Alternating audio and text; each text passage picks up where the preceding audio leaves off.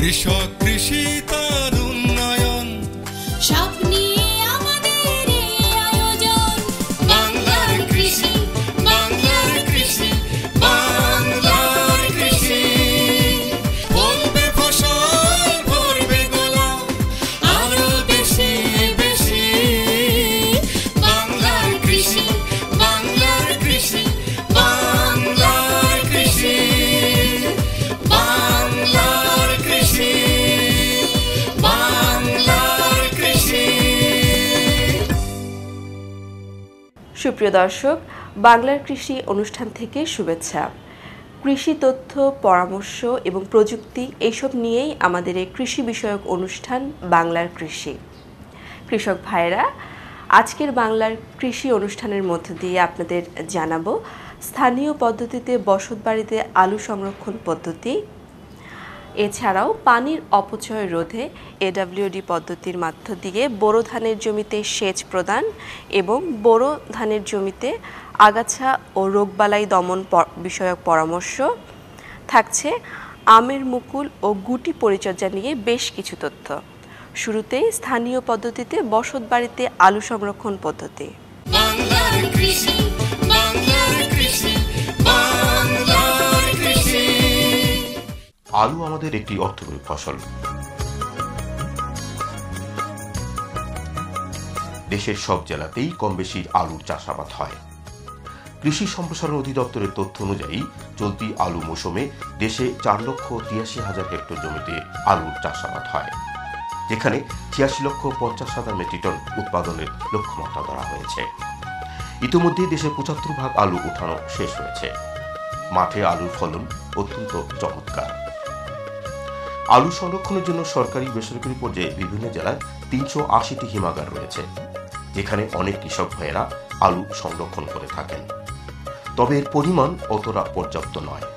এক্ষেত্রে কৃষক ভাইয়েরা স্থানীয় পদ্ধতিতে বসত বাড়িতেই আলু সংরক্ষণ করতে পারেন।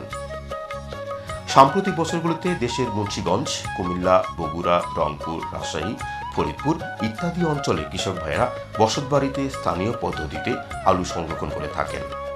এই পদ্ধতিতে 3 থেকে 4 মাস আলু সহজেই সংরক্ষণ করা সম্ভব।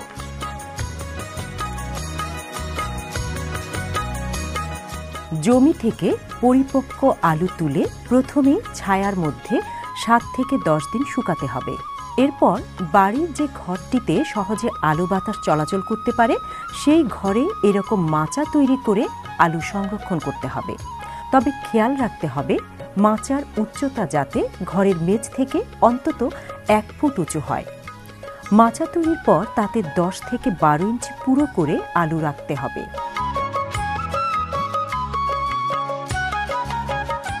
সংরক্ষণের আগে শুকনো আলুর মধ্য থেকে ভালোভাবে বাছাই করে কাটা আলু, পচা দাগযুক্ত আলু এবং রোগে আক্রান্ত আলু আলাদা করে নিতে হবে।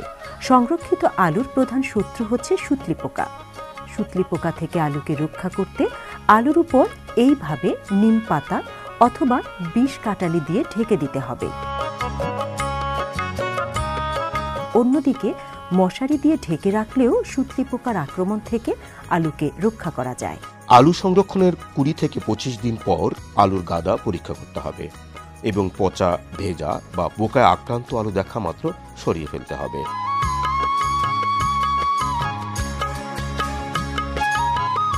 সুতরাং জমি থেকে আলু তোলার পর আপনি যদি হিমাগারে আলু সংরক্ষণ করতে না পারেন, এখনই বসত বাড়িতে আলু সংরক্ষণের উদ্যোগ গ্রহণ করুন।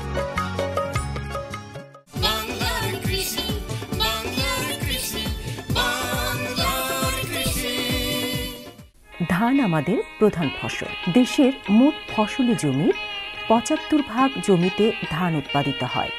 দেশে 3 মৌসুমে 1,35,00,000 হেক্টরে প্রায় 3,40,00,000 মেট্রিক টন ধান উৎপাদিত হয়। এর মধ্যে বুড়ো মৌসুমে উৎপাদিত হয় 48,00,000 হেক্টরে 1,90,00,000 মেট্রিক টন। মাঠে এখন বোরো ধানের বাড়ন্ত অবস্থা। কিছুদিনের মধ্যে কাঁচ থোড় আসা শুরু হবে। তাই এ সময় বোরো ধানের জমিতে পরিচর্যা খুবই গুরুত্বপূর্ণ। যেমন প্রয়োজন মতো জমিতে পানি ধরে রাখতে হবে, এক্ষেত্রে সেচ খরচ কমাতে AWD পদ্ধতি ব্যবহার করা যেতে পারে। একজন কৃষক AWD পদ্ধতি ব্যবহার করে তাহলে সে 1 কেজি ধান উৎপাদন করতে গেলে 1000 থেকে 1500 লিটার পানি তার প্রয়োজনীয় ধান উৎপাদন করতে গেলে। এটার মূল লাভটা হলো আমরা সচরাচর সেচের জন্য যে পদ্ধতি ব্যবহার করে থাকি এতে কৃষকের খরচটা খুব বেশি হয়ে যায়, জ্বালানি খরচও খুব বেশি লাগে, এতে করে সেচ খরচও খুব বেড়ে যায়। কিন্তু AWD পদ্ধতি ব্যবহার করার মাধ্যমে তার সেচ খরচ কমে যাবে, তার জ্বালানি খরচ কমে যাবে, তার পানিও খুব সাশ্রয়ী হবে। আগাছা ধান উৎপাদনের সবচেয়ে বড় অন্তরায়। আগাছা মাটি থেকে প্রচুর পরিমাণ সার ও পানি শুষে নেয়। বোরো ধানে চড়া পাতা জাতীয়, সেচ জাতীয় এবং ঘাস জাতীয় এই 3 ধরনের আগাছা জন্মে থাকে। বোরো ধানের আগাছা দমনে বাংলাদেশ ধান গবেষণা প্রতিষ্ঠানের উন্নয়নকৃত আগাছা দমন যন্ত্র হচ্ছে উইডার। আগে 5-6 জন কামলা দেয়া 1 বিঘা আগাছা পরিষ্কার করতাম। এখন আমি উইডার দিয়া একাই একদিনে 1 বিঘা জমি পরিষ্কার করতে পারি। এতে আমার 5 থেকে 600 টাকা বাঁচে। বোরো ধানের আগাছা অবশ্যই পরিষ্কার করতে হবে, কেননা আগাছা বিভিন্ন পোকামাকড়ের আশ্রয়স্থল হিসাবে কাজ করে। তাছাড়া খাদ্য, আলো, জায়গা অন্যান্য কিছুতে তারা ভাগ বসায় এবং ফলন কমে যায়।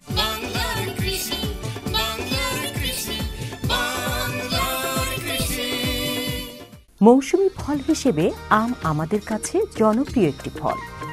দেশের সিংহভাগ আম উৎপাদিত হয় রাজশাহী, নাটোর, যশোর, কুষ্টিয়া, মেহেরপুর, সাতক্ষীরা এবং চাঁপাইনবাবগঞ্জ জেলায়। এখন ফাল্গুন মাস, এই সময় ফজলি আমের জাত বাদে প্রায় অধিকাংশ আম গাছে প্রচুর মুকুল দেখা যায়। কিছুদিনের মধ্যেই মুকুল ঝরে তৈরি হবে আমের গুটি।